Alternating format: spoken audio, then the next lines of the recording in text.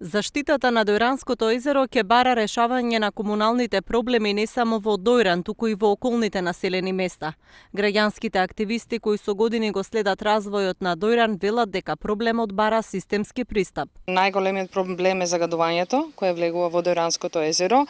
Преку овој проект всушност не само што го идентификувавме, него сега даваме решение, односно кога ќе се реконструира големата пречистителна станица и откако со помош финансиска на Република Словенија ќе ги изградиме двете constructed wetlands, се вика, тоа се решенија засновани на природата за природен третман на отпадните води, како од канализација, кои ќе бидат позиционирани во двете села во Црничан и во Фурка и заедно со инфраструктурата што е потребна одоколу, верувам дека голем дел загадувањето всушност ќе биде запрено и езерото ќе има всушност по прв пат можност да се почне да се рехабилитира. Тоа ќе биде долг процес, но по прв пат навистина во нашата држава ќе биде направено нешто каде што нема повеќе да имаме загадување во едно езеро. За спречување на загадувањето на Дојранското езеро се одобрени средства и од Словенија. Словеничкиот институт за меѓународна соработка за таа намена издвои околу 300.000 евра.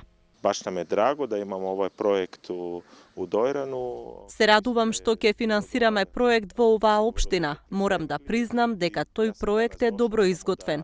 Дојдовме да видиме како ќе се реализира затоа што треба да заврши до крајот на 2025 година.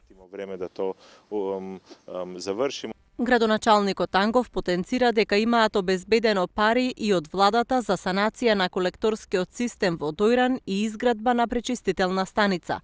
Тој смета дека со овој зафат ќе се заокружи целиот процес. Меѓутоа имаме и дополнителни активности како што се изградба на канализационата мрежа во село Црничани, изградба на две помали пречистителни станици во населените места Црничани и Фурка, така да огромна е финансиската поддршка која што ја добивме и од институтот и од Република Словенија и се надеваме дека ќе продолжи ова успешна соработка и со Милио контакт и со Република Словенија. Дојран веќе ги почнува тендерските постапки за наоѓање на изведувачи што ќе ги реализираат овие проекти во општината.